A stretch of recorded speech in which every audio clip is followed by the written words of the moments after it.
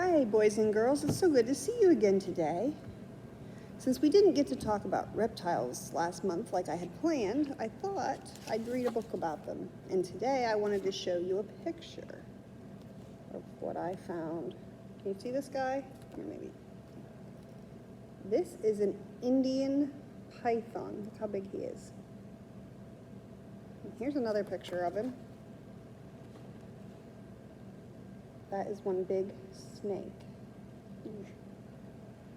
I just wanted you to know what a real python looks like because our story today is about a greedy python. In fact, it's called The Greedy Python because this python looks a little different than that Indian one. A little bit. This book was written by Richard Buckley. If it was written by Richard Buckley, what did Richard do? You're right. Richard wrote the words.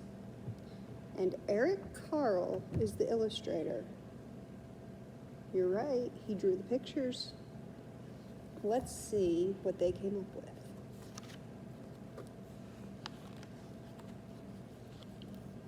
Here's your title page. Has the title and where it was published. A lot of times it'll have a date.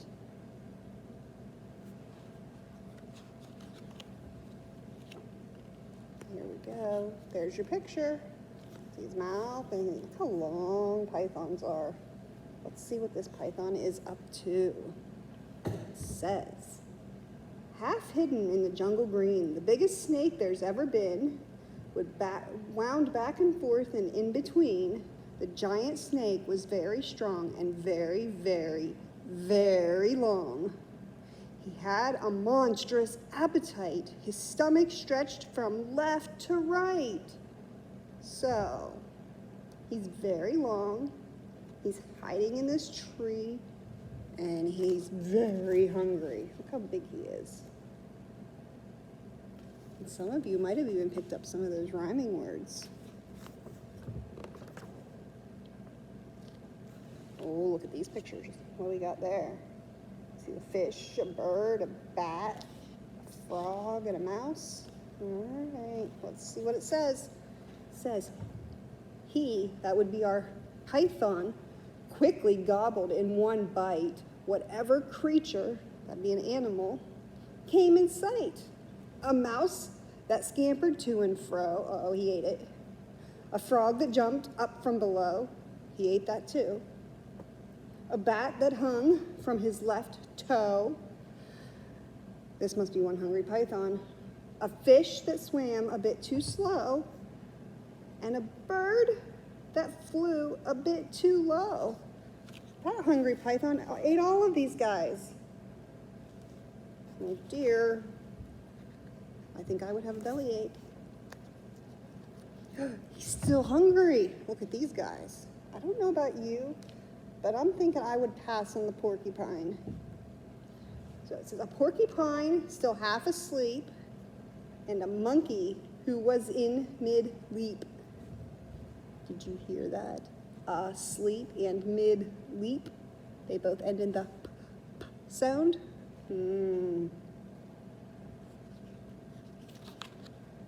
Oh my. A leopard sitting in the tree. Do you see this leopard up here? He's kind of camouflaged. And what's this guy? He looks big, I know. And a buffalo who came to see?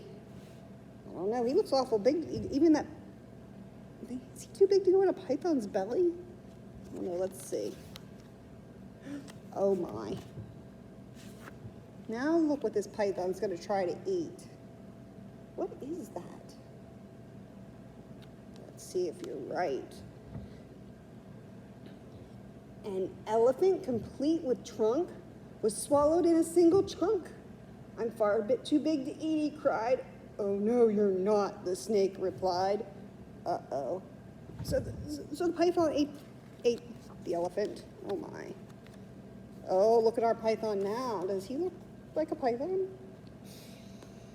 Yikes. Says, at last the python's meal was done and he lay resting in the sun. The animals inside his skin were making quite a dreadful din. A dreadful din. It means it's not a very nice sound. Maybe our python does have a bellyache after all. And did you hear dun, sun, and skin and din? Are you hearing those rhyming words like I am? I bet you are. You guys are pretty smart with that. Oh, look at this picture. I wonder what's going to happen. You see him? The book says, and when they all began to kick, the snake began to feel quite sick. He coughed the whole lot up again, each one of them, and there were 10. Should we count them? Let's go for it. Let's see. 1, 2, 3, 4, 5, 6, 7, 8, 9.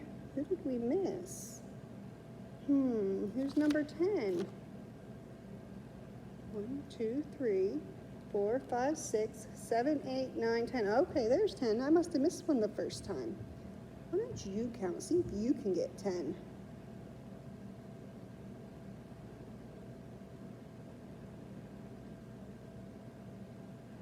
Did they trick you like they tricked me?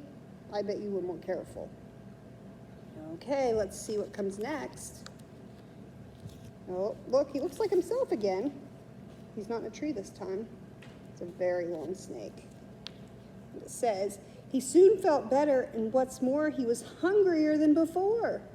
He hadn't learned a single thing. His greed was quite astonishing. Astonishing means surprising. He didn't learn anything from having to be sick with all those animals, so he's still hungry and wants more. His greed was quite astonishing. He saw his own tail.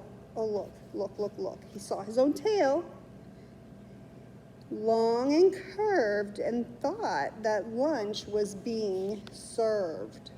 Uh-oh. I don't know about you, but I'm pretty sure he shouldn't eat his own tail.